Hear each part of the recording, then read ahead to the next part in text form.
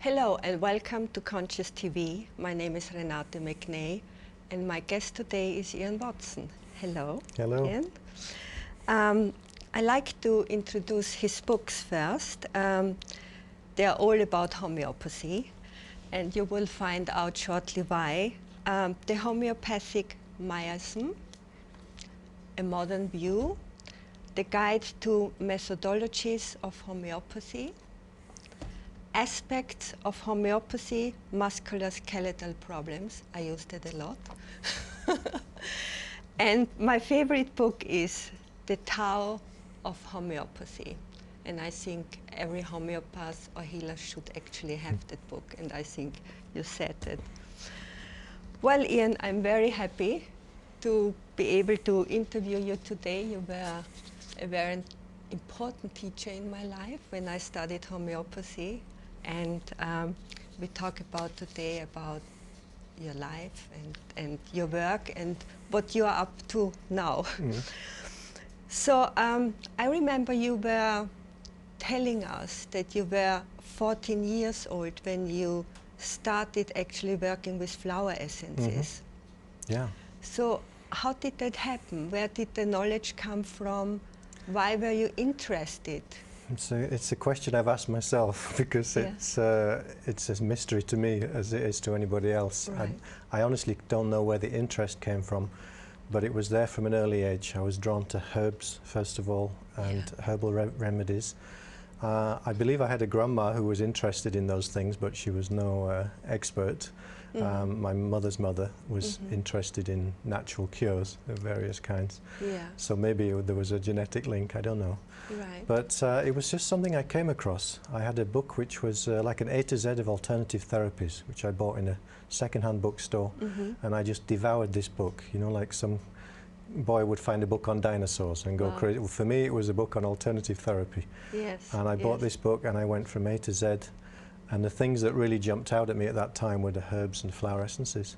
Yeah. And I went and bought a set of Bach flower remedies, started giving them to my immediate family and anybody else who I could find as guinea pigs. And were they not surprised? Maybe they probably were. Yeah, shouldn't you be on the football ground? Well, I was as well. It was a kind of secret hobby for quite a while. Yeah. So I had my regular friends where I spent time on the football ground doing regular things. But this, for me, was kind of my my secret passion was everything alternative. Yeah. And for the most part, my friends didn't really know about it, I would say. And did you take them yourself? Of course, yeah. I probably took all of them at different times. You saw yourself in all of them? Absolutely. All 36, I think. I'm sure I did, yeah. I worked my way through them. Yeah. And then you went on studying certain healing techniques and... Yeah, one thing seemed to lead to another. I studied reflexology around not long after that. I was still in my teens. I studied radionics. I met a guy who was a dowser. He used dowsing for diagnosing people and also for helping people to find water and that kind of thing, underground water. Yes. He showed me how to dowse.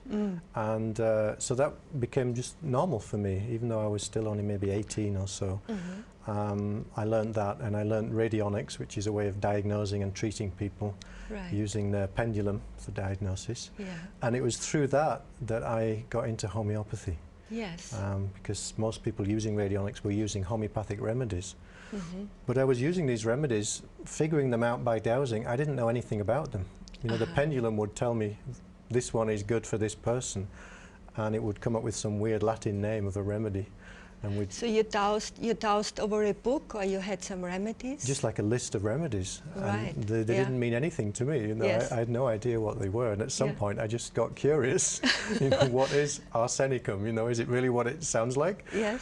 And around that time, I remember I went with my friend, and we were helping a doctor who was clearing out his house. Turned out he used to be a homeopathic doctor. He was retiring and moving away, And just as we were there, my friend was buying some cabinets or something from him, and he just turned to both of us and he said, "Either of you interested in homeopathy?" Yeah. And I said, "I am." Yeah. And he said, "Maybe you might like some of these books." He had a whole homeopathic library that he wanted rid of. And it was like Aladdin's cave for me. You know? Yes, So yeah. I don't know what I gave him, maybe £50 for the lot.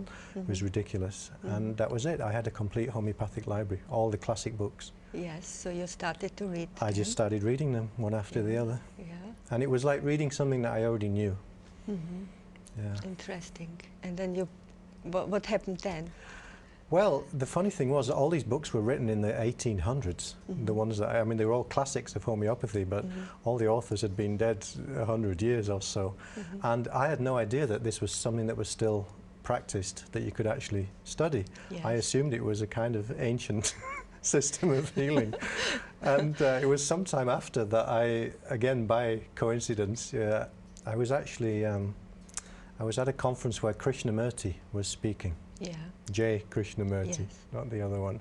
And I'd hitchhiked my way there. It was in Hampshire, where he used to have his base, Brockwood Park. And I was camping out, and it was pouring with rain. It looked like a scene from in a music festival, Glastonbury or something. It was awash with mud and everything. Yeah. And there was some people trying to get their car out of the mud, and I offered to help them.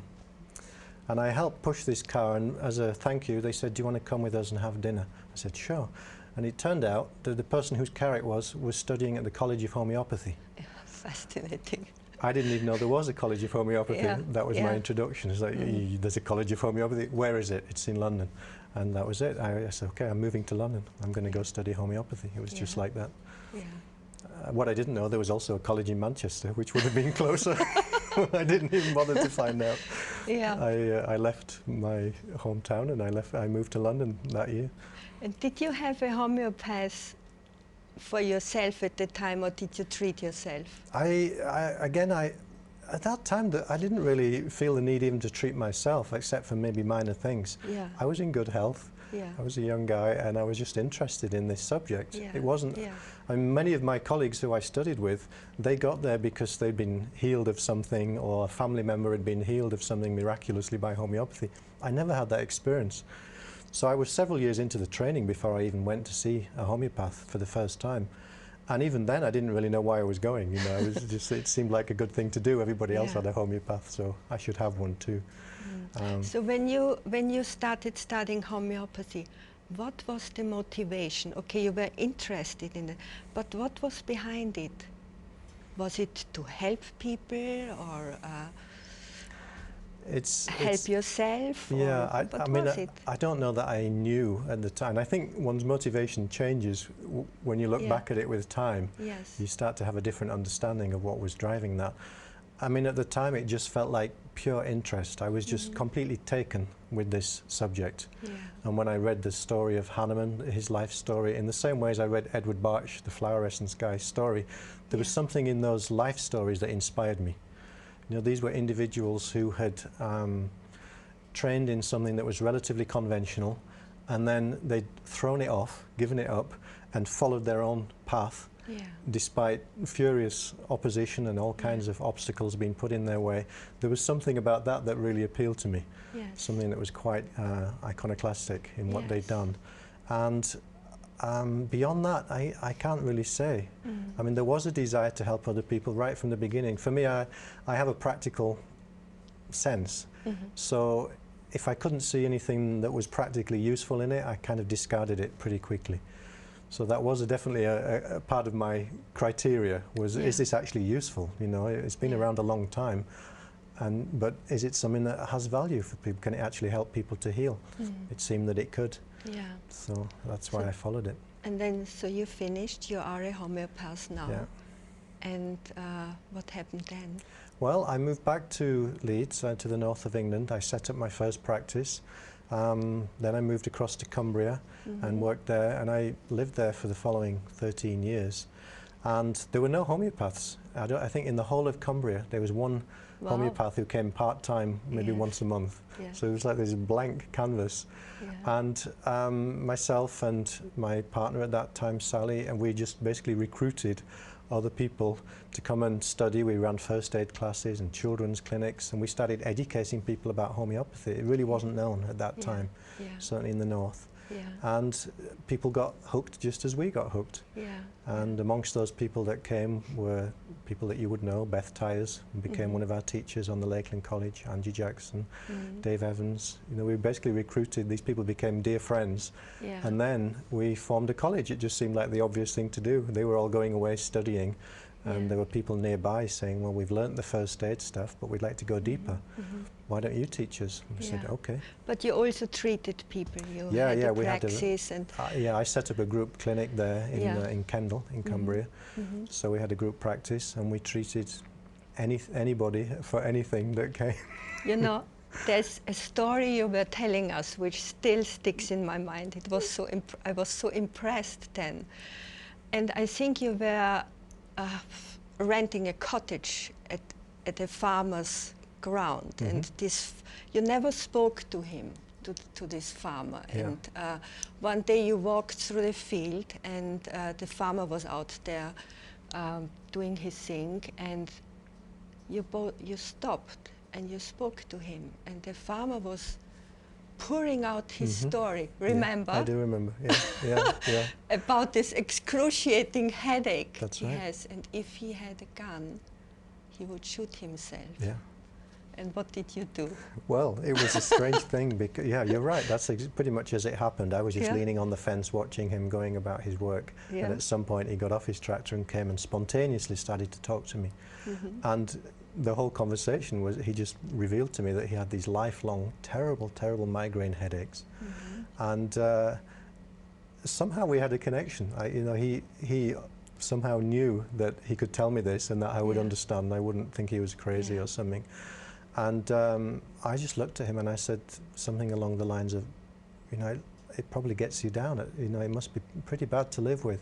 And he just, he had almost a tear in his eye. He said, like, you've no idea what it takes for me to restrain myself from shooting myself, from using the shotgun. And for me it was amazing because in homeopathy there are two main, and it turned out that his story was he'd had a headache since a serious motorbike accident. So when he was 21, I think, he'd been thrown from his motorbike, injured his head severely, and he'd had headaches ever since. And in homeopathy there's two main remedies. One is arnica, which everybody knows. Arnica is a first aid remedy, but the other one is for head injuries, but also where the person is depressed, even to the point of suicide. It's a remedy called natrum sulfuricum. So in my mind, as he's telling me his story, I'm thinking, does he need arnica or does he need natrum sulf? At which point he says to me, I have to restrain myself from killing myself with the gun, quite spontaneously. He didn't even ask him the question. So I was kind of like, thank you, thank you for the confirmation. And this was one of the situations that taught me that if you ask for help, help comes. You don't always know where it's going to come from, but if you open yourself, there is a kind of source of wisdom that we can tap into. And that's something that to me has always been kind of natural, second nature, and I learned to trust it very early on. A lot of people that I trained with maybe didn't trust it. They came to rely too heavily on their own knowledge, which becomes quite burdensome. But I've always had that trust.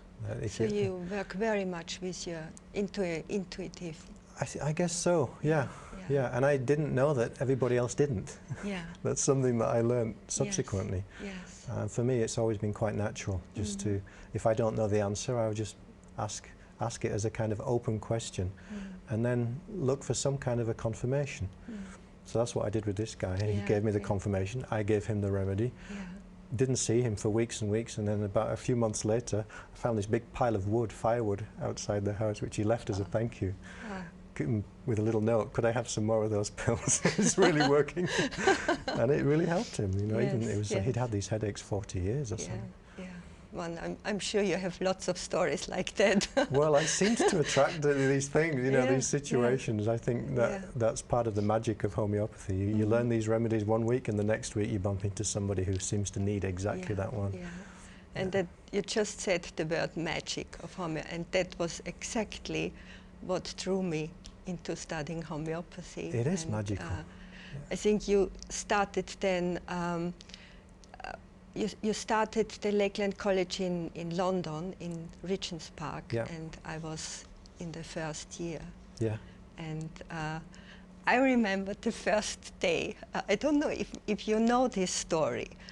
We were about 35 people and in the class the first day.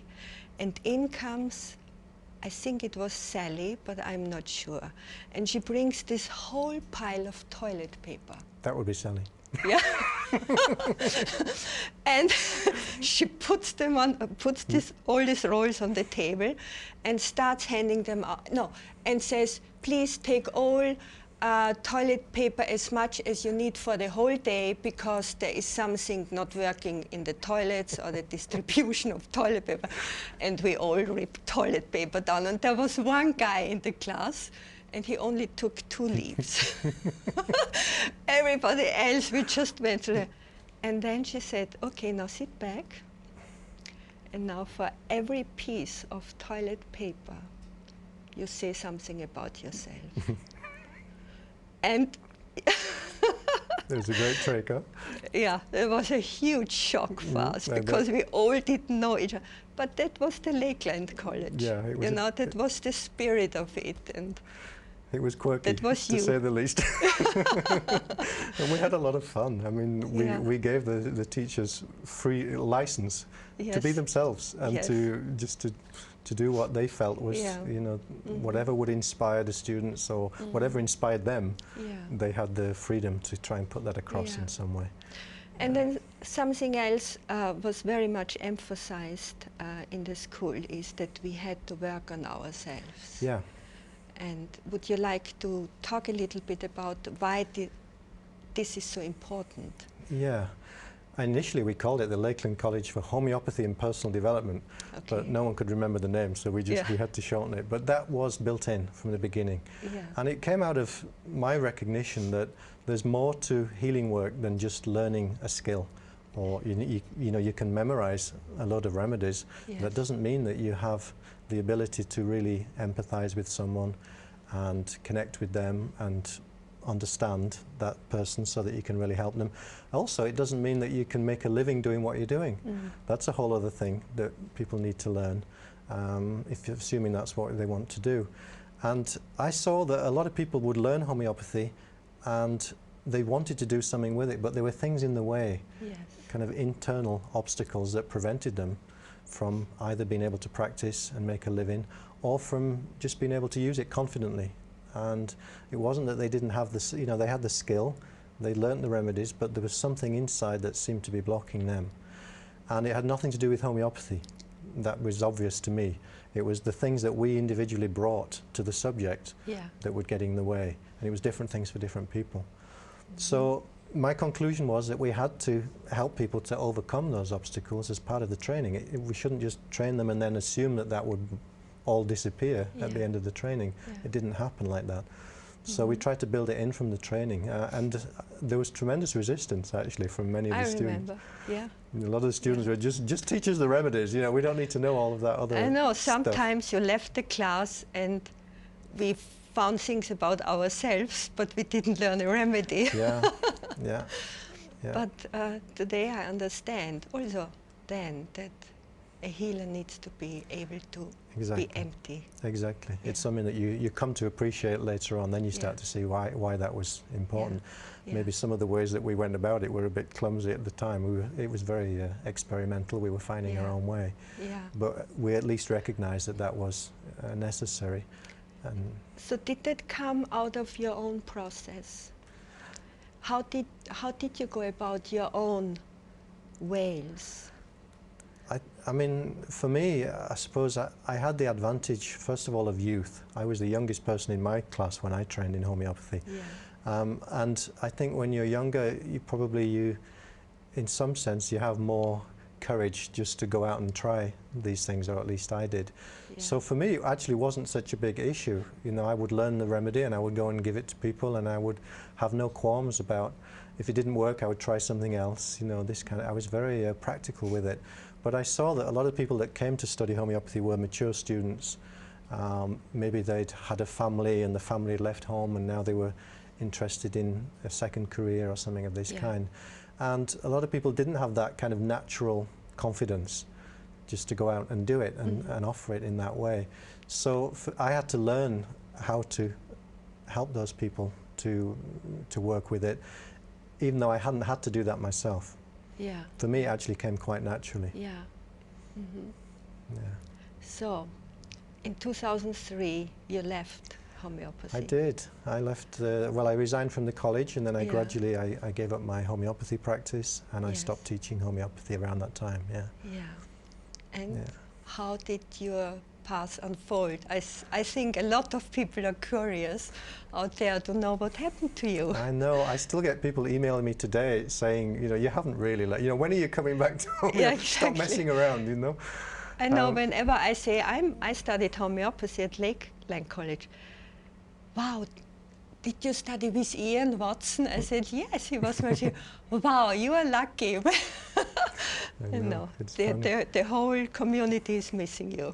Well, it's nice, I suppose, and I still meet some people, which is lovely from that time, and you know, it's great that those, for me, there's good memories associated with that time. But I felt that I'd reached my own personal limits of what I could do within the whole field of homeopathy at that time. And you had probably a different calling.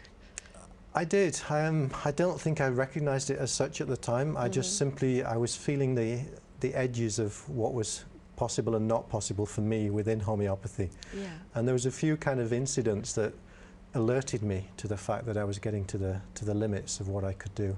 One was a story I've told many times. It was a lady that came to see me for a period of more than a year, and each time I saw her, I took her case, prescribed a remedy. She would tell me what had happened. I'd see her the next time. Things had changed, but there was something else she needed help with. I'd give her another remedy. And eventually I didn't see her again, and then one day I was doing a kind of audit check of my case records, and this lady popped up, and I wonder what happened to her. And I decided to phone her up and find out, and she came back to see me. And when she came in to see me, I kind of confessed, and I said, you know, I give you all these remedies, I saw you all this time. It seems to me I didn't really help you with anything. And she said, oh no, that's really not my experience. And I said, but you know, which of the remedies helped you? She said, well, I have a confession. And then she pulled out this carrier bag, and I think 11 out of the 12 remedies were still in there unopened. She said she never took them.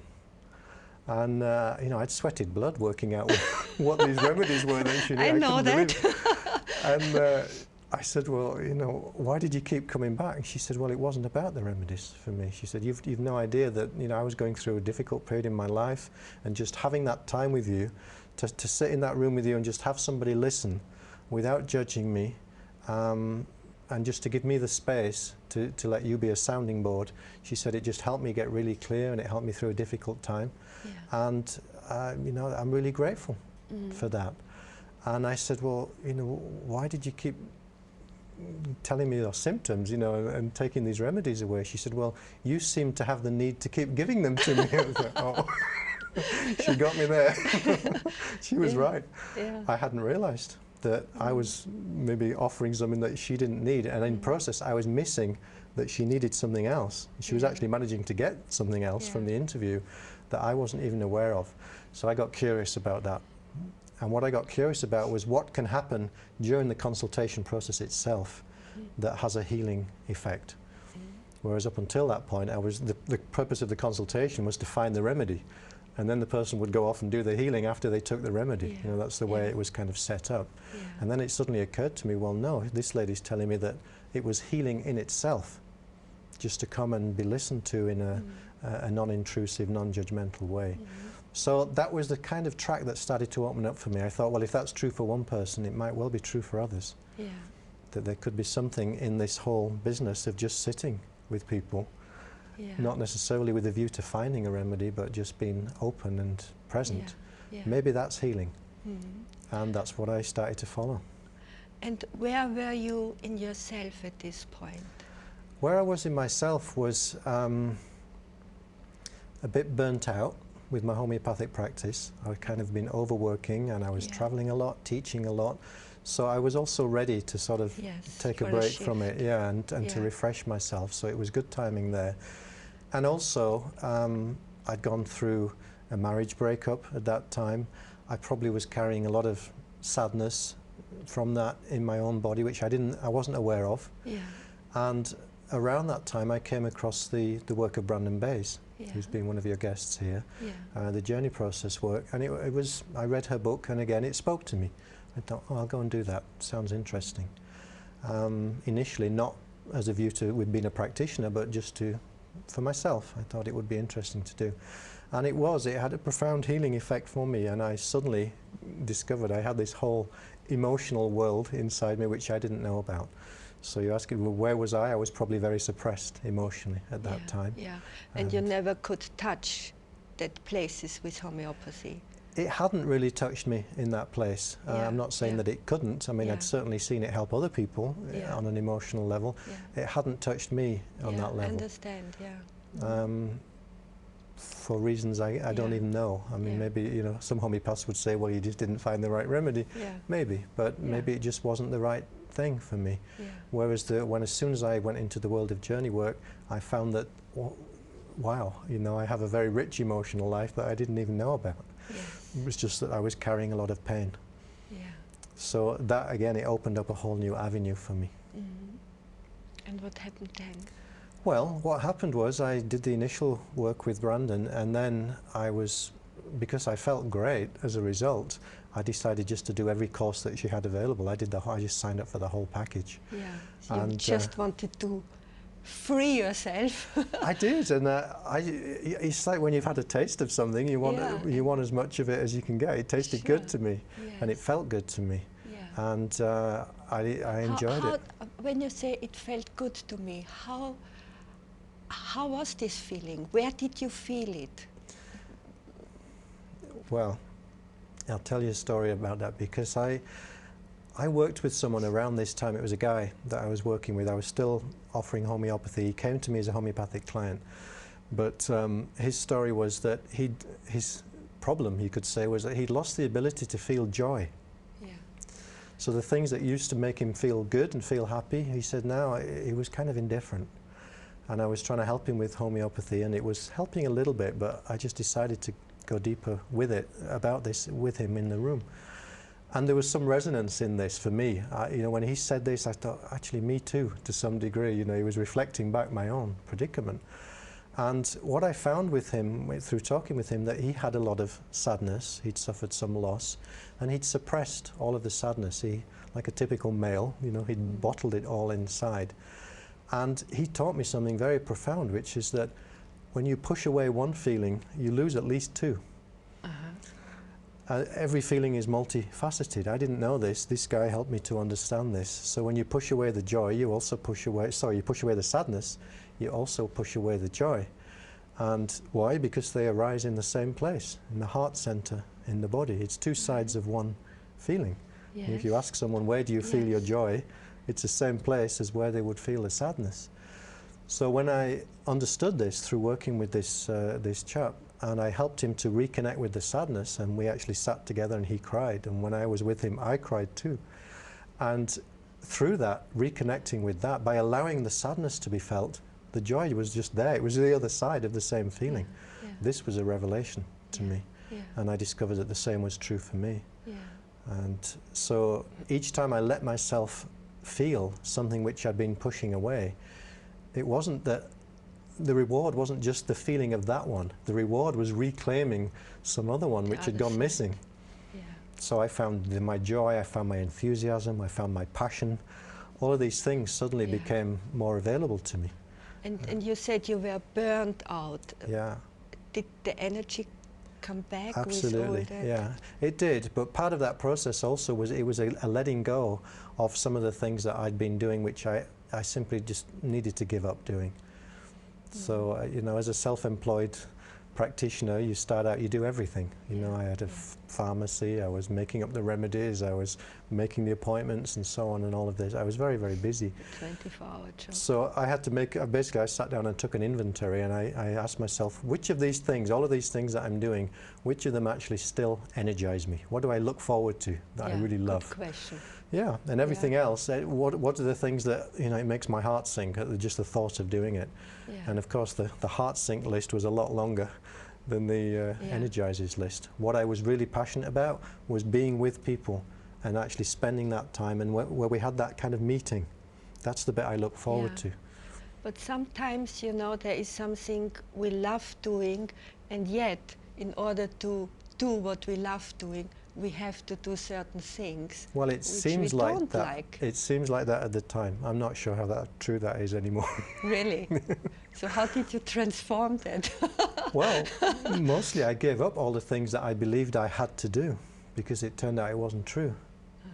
You know, as a homeopath, for example, I believed that I had to take the case history in a certain way, and then I believed that I had to work on the case, and then I believed I had to find a remedy. These were all part of my having to tasks.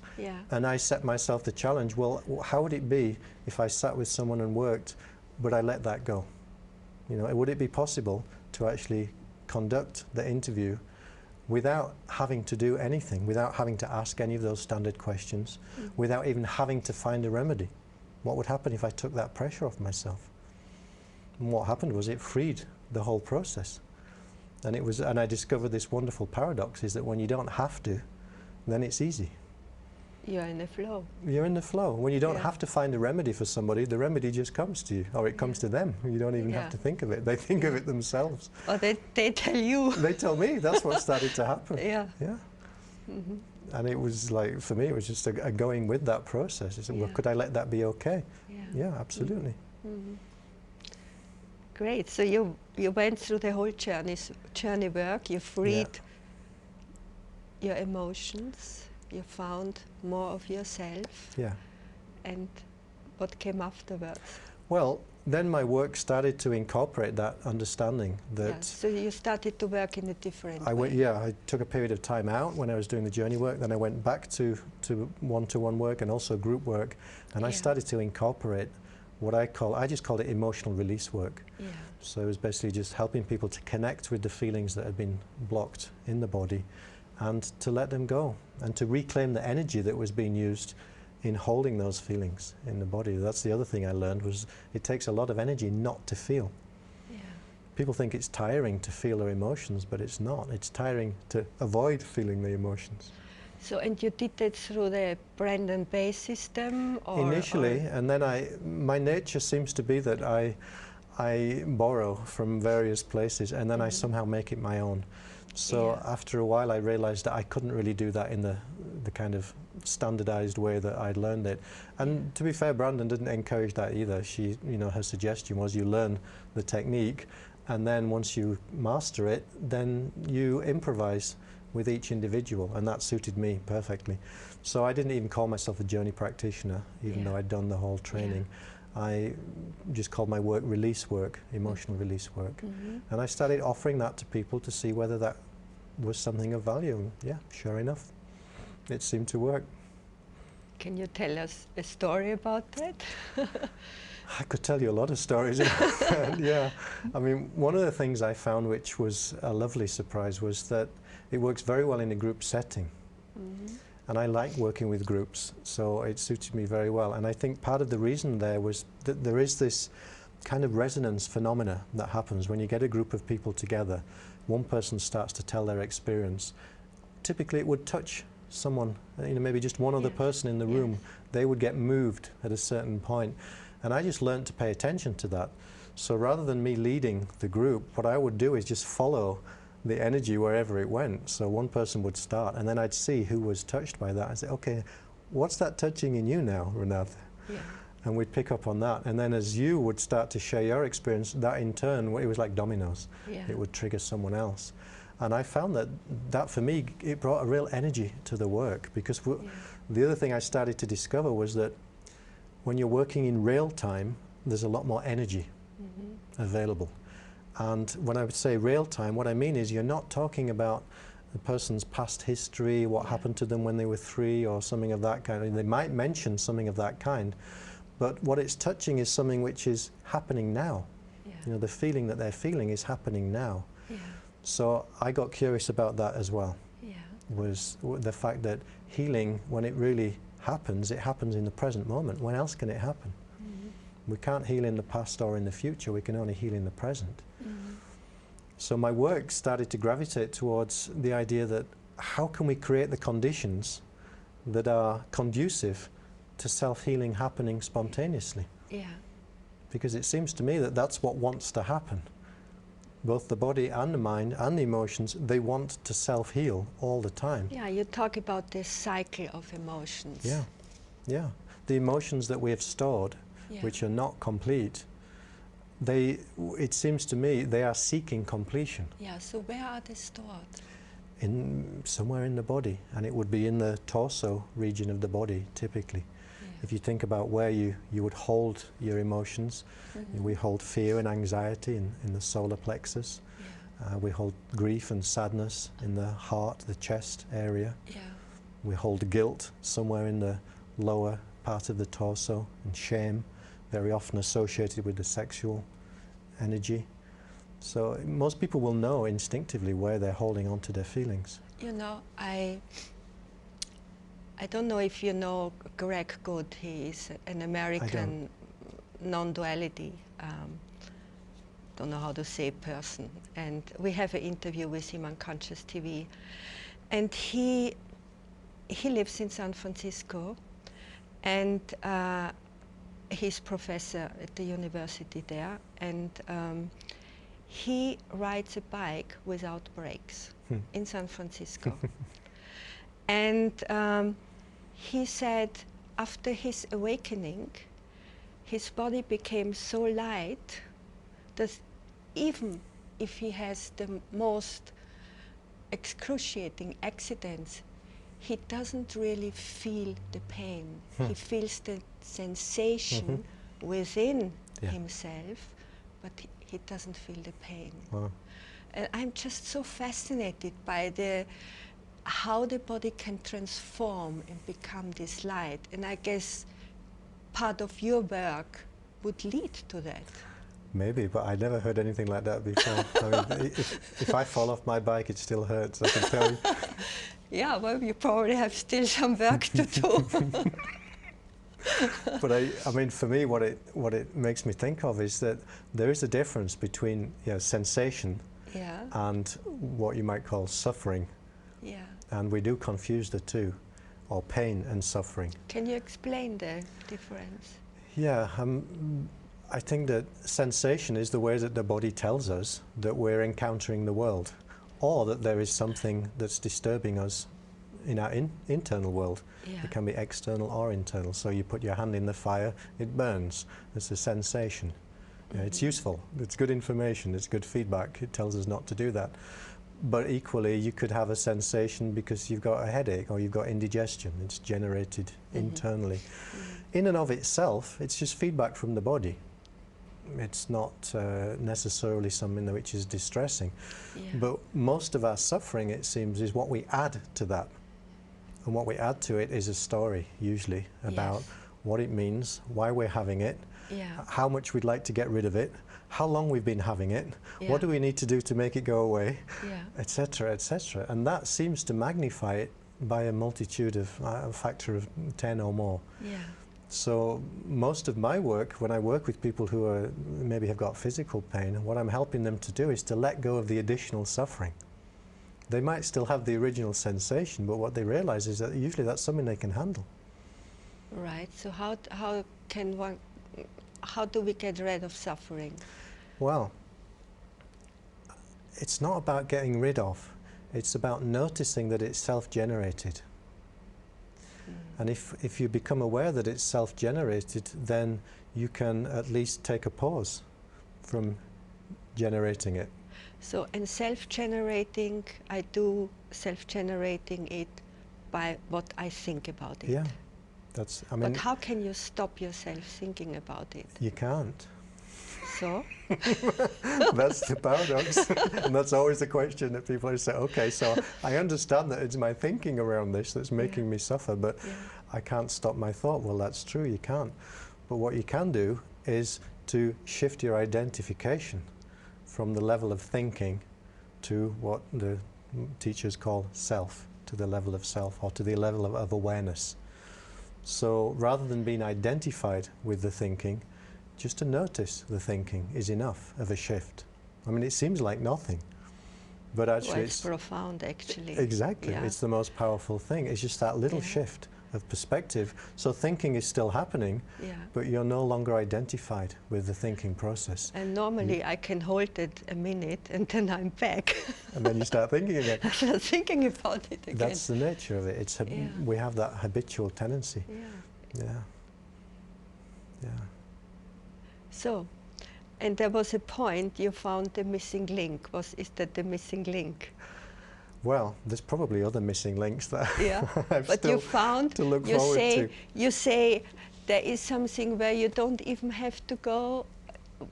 You found a key which opens all the doors inside you to yourself, and you don't have to even go into your history. Well, yeah. That is, I assume, your new work. It's your new, but it's offering. also not new at all, because it's what I won't say always known, but it's what I intuitively grasped some years ago. And I think the first... Can you tell us your own experience with that? I Yeah. can, Yeah. yeah. For me, the first, let's say, intuition I had about that came from hearing a talk that R.D. Laing, the Scottish psychiatrist, gave. Yeah. And he gave an example of somebody who was in a kind of prison of the mind. And he said it's surprising how often the person is in the mental prison, and you can show that person that the door is ajar, it's open. But he said rather than walk out, the person would probably choose to stay in the prison and spend maybe a couple of hours or weeks or years discussing all the reasons why they got in there before they're willing to walk out. Now that hit me very profoundly. Yes. And I saw that had been true in my own life, was that I was still very much caught in my story of where I'd been in my life, how I'd come to be in the state of personality and suffering that I was in. Yeah. And I had a good list of reasons, Yeah. this happened to me and that hurt. And because my mother was so-and-so and my father exactly. so-and-so. I had my story like everybody else. So Yeah. R.D. Laing was the first that alerted me to that. The second was James Hillman. There's a quote, I have a quote by him which was kind of imprinted on my mind, where he wrote somewhere, he said, if you're still suffering over something that happened to you when you were 12, it's the thought that's hurting you now. Yeah. And again, it stopped me in my tracks. And I realized that has to be true. How can it be otherwise? If, even if you suffered some kind of abuse, which I didn't in my early life, but I had painful experiences like everybody. But if that experience itself is over, how can it still be hurting you? Yeah. Somehow, we ourselves must be keeping that alive. We must be revisiting it and reactivating it, not deliberately or willingly, but unconsciously on a daily basis. And that's what I realized. I thought, wow, that's true. And I started to see how I myself was doing that.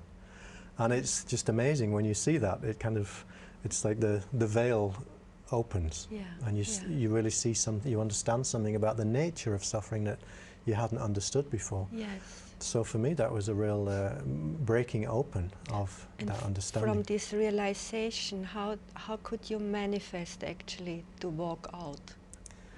Out of this prison? Well, the strange thing, I mean, for me the strange thing is that it doesn't change anything. Everything that happened to you still happened. Yeah. But what it changes is your relationship to it. And when your relationship to it changes, everything has changed. So as an example for myself, as a youngster, I had a difficult time with my parents, like most of my peers.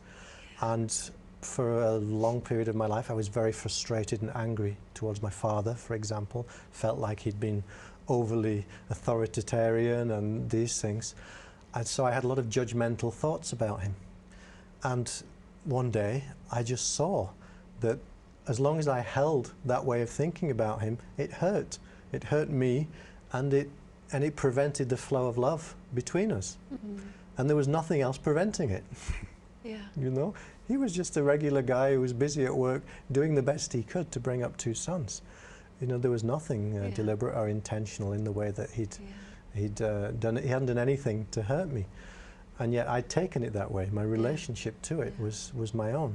And when I saw that, it fell away. The hurt fell away, and suddenly I had a different relationship with my father. I mean, literally, it was overnight. Yeah. And I couldn't even say, you know, some people say, well, I forgave him. There was nothing to forgive, you know. I saw that he never did anything. Yeah. I just understood it a certain way, and because of my own misunderstanding, that had caused suffering for me. Yeah. You know, beauty is so close. It's amazing. And yet we do around for years and years. That's exactly it. Yeah.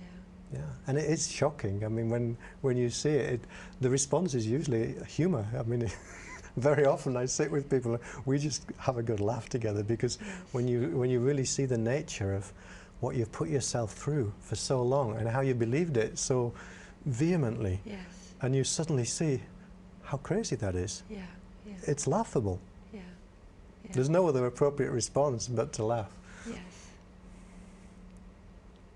And laughter's healing too. So Ian, let's talk a little bit about your work on consciousness. You said you work more on that level, and yeah. Well, Joseph Campbell was a big influence on me. You know, the great mythologist, huge influence on me, as on many people. And in one of his talks, or in one of his books, I forget which, he said somewhere that he was in his late 50s, and he suddenly had this shocking realization. He thought that he'd had all these new original ideas and innovations, and there was a big progression in his life's work. When he was about 55, he suddenly realized that actually he'd been saying the same thing all his life in 1,000 different ways. Well, I'm not quite that age yet, but I had the same realization that my work has always been the same. It's just been in different disguises, and it's always been about transformation of consciousness. Yeah. So even when I was working as a homeopath, what interested me was that magical aspect to it, where when a person suddenly gets homeopathy, and they didn't get it before, their consciousness has changed.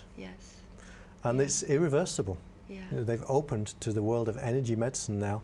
Previous to that, they were completely stuck in the materialistic world. That changes everything. You know, and it may be a stepping stone to who knows what, and it often is. So I saw that. To me, that's always been the thing that's been. You asked me earlier, what motivated you? That's what I've always found the most fascinating thing, is when the light bulb goes on and the person goes, ah. And whether it's me or someone else, it doesn't seem to matter. So consciousness transformation, I recognized, is really what it's all about. And I came to see that it was through the emotional release work that there is somehow there's a hidden connection between the feelings that we have in our body and between the kind of consciousness that we're holding at any given moment. And this has only recently become clear to me what this is about. And this is what I'm terming the missing link. When you say consciousness we are holding in the moment, you mean the awareness of what we are aware in that moment? Exactly. Okay. The awareness, and also the kind of thinking, the quality of thinking that we're experiencing. So it is our thinking which is creating. It's creating our experience.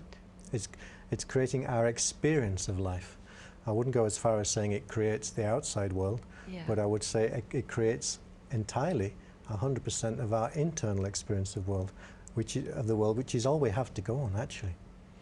We don't, that wonderful quote, we don't experience the world as it is, we experience the world as we are. That seems to me to be absolutely true. And how can we change our thinking? You've asked me that already. I know, you just disconnect from thinking. It's not about changing one's thinking. Just becoming aware. Just noticing, the very acts of noticing that it's thinking itself, it's the process of thinking itself which creates one's experience. That already changes your relationship to your thinking. Right. But the other thing that we've got on our side, which is the most helpful thing, is the body. The feedback of the body. So, and this is for me is where the two things started to link together, the emotional release work and the consciousness transformation work. And the clue to this was that I got, first of all, was through Byron Katie's work, which she fondly calls the work. And the bit of her work that stood out for me was where she says that uncomfortable feelings are just the reminders that you've attached to something which may not be true for you. Now again, that's something that stopped me in my tracks. So what does that mean? It means that the body is interested in what's true for you. It's not interested in relative, absolute truth. Yes. It's interested in personal truth. Yes. So if we're not being true to ourselves in any given moment, the body will reveal that in the way of discomfort. That's been a revelation to me. Can you give us an example of that? Well, an example would be, I told you earlier, when I did a kind of inventory of the way I was Yes. working, and I listed all the things that I believed I had to do. Yeah. And the Byron Katie response to that would be to write down that statement. Yeah. You know, I have to take a case in a certain way. Yeah. I have to earn so much money. Is to question it. Is that really true? Yeah. And what you find, if you really follow it through, those thoughts that begin with have to, should, ought to, must, need, they're Yeah. never true. Yeah. It's only the fact that we believe them and then we start acting upon them that creates discomfort for us. Yes. They're what she would call stressful thoughts. Mm. So it's a beautiful feedback loop. The body is telling us whether we're thinking truthfully or whether we're believing things which the mind has come up with, or maybe other people have told us and we believed it, but actually they're not really true. So would you say that is with every symptom in the body? I don't know about symptoms. I mean, I think the body can or display symptoms for other reasons. or discomfort? But in terms of, yeah, what you would call discomfort, certainly uncomfortable emotions, absolutely. Yeah, It seems to me emotions, I that's the understand. function of emotional feedback, Yes. is to point us in the direction of truth. Yes. Yeah, and we know now that certainly if you store uncomfortable feelings for long enough, they will often transmute themselves into physical symptoms also. Yes. So that's why a lot of physical things will clear up just by releasing the emotions that have been stored. Yeah. There is that direct mind-body link. It seems to be an endless process. Well, it can be, You know, but I think on every cell in my body is a story attached. probably, I think probably so, Yeah. but that's part of the beauty of who you are. And I tend to assume that everything that happens to us is in some way meaningful and is in some way purposeful and is part of our life's journey. Yeah. And it's not what happened to us, it's what are we making of it now that determines whether that's something which lives with us as a comfortable experience or whether it lives with us as a painful memory. Yeah. You know, we can change that in an instant. By just shifting our perspective. By shifting the perspective, Yeah. yeah. And it takes no time. You know, how long does a thought take? It's an instantaneous thing. I mean, that to me is the amazing thing, is that even something which has been held to be true for 35 years, in one moment you can see the lie. And if you really see through that, what you believe to be true, when you see that it isn't, it falls away in that instant. You might revisit it periodically, but it will never have the same hold on you again. Yeah. That's the wonderful thing. Healing doesn't have to take a long time. In fact, if it takes a long time, that means that you're still preparing for the healing moment, what I call the healing moment. Yeah. And a lot of us, we spend a long time preparing for it, revisiting our story or tweaking it a little bit or going through it one more time or adding a bit more to it. There's no healing in any of that. The healing comes when you're ready to let it go Yeah. and to make that shift. And how long does that take? It takes no time. You know, I worked for a few years as a healer, as a spiritual healer. Yeah, And I experienced that healing takes no time. exactly. You know, Everybody in this worked field with has my had that hand. experience. But you're right. Every profound healing had to do with a shift Yeah. in consciousness. The person was different afterwards. That's it. Looked at the world with different eyes. Yeah. And if that didn't happen, then the illness would not, the healing would not hold. That's exactly my experience. Yeah. If all you do is take something away from the body, for example, Yes. then the chances are, if there's been no corresponding shift in consciousness, the chances are that that illness or ailment is going to resurface in some other form. Yes. Because it's purposeful. It's there as a reminder to the person. It's not that the body is against us. On the contrary, it's for us, always. It wants the best for us. How does it feel inside your body? You know what? It feels pretty comfortable most of the time. These days I have a bit of backache from carrying my son around, but apart from that... Is it free? I feel good in my body. Yeah, I feel good in my body. And you know, I'm not a fanatic in terms of exercise or diet. I do what feels good, and I don't do what doesn't feel good. And my nature is to be quite moderate. You know, I'm fairly moderate with my diet and my habits and so on, and my body seems to respond to that. So I don't go in for regimes as such. For me, it's just listening. You know, if I'm tired, rest. If you're hungry, eat. It's very Zen in that sense. I like the simplicity of that approach, you know. If you're thirsty, have a drink. If you're not, leave it alone, you know. This idea, you've got to drink 12 litres a day. I was like, no, you don't. I don't believe that. And I think that we are so individual. And these days, we're so programmed to listen to experts. You know, we let the experts decide what we need. And there's nothing more intelligent than this living, breathing organism that is the vehicle for our consciousness. If we just pay attention to it, it will give us instant feedback as to what it needs. If we take the time. Well, how long does it take, really? Take the time to stop for a moment. Exactly, just a moment, that's all. Just to notice. Oh, I need a hug right now. Well, how long does that take? You know? What are your plans? I don't really have any big plans. I know you travel a lot and around. What I've always done is to sort of, I feel like for me life is something that I follow. There's a flow and I follow it. And then I notice if I'm not following it, because it kind of hurts and it gets difficult. So my plan is to, as best I can, is to stay aligned with the way it's going. In the last year or so, I became familiar with the work of Sydney Banks, which he called the Three Principles work. I knew immediately that that would help me, and it was an understanding that I could incorporate and add to my own work. So I set about creating a new training. It's the first time I've done this for a while. It's an ongoing program, which is going to start in London next month, which I'm calling The Truth of the Moment. I was reading about it on your website and felt very compelled to come. I'm very excited by it, and it's you know, it's the first time I kind of, since really the Lakeland College, that I've set something up which has this duration of time. I've been doing a lot of one-off workshops and retreats and so on. I felt like doing something that had the capacity to work with one group over time, so that we could really go deeply into it together. And I just decided to put that out there and see what happens, and already it's filling up and it's really exciting. So that's really where my energy is right now, and I'm looking forward to that. Maybe some more books. I always have some writing in me, and I'd like to write something which reflects my understanding about the healing process now, rather than what it used to be from the homeopathic standpoint. My book, The Tao Of Homeopathy, was a kind of step in that direction. You know, a lot of people have, after they read it, they said, it's not really about homeopathy, is it? I said, well, that's good, you really you understood it. You know?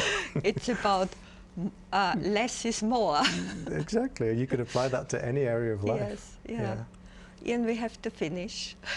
Our time is over.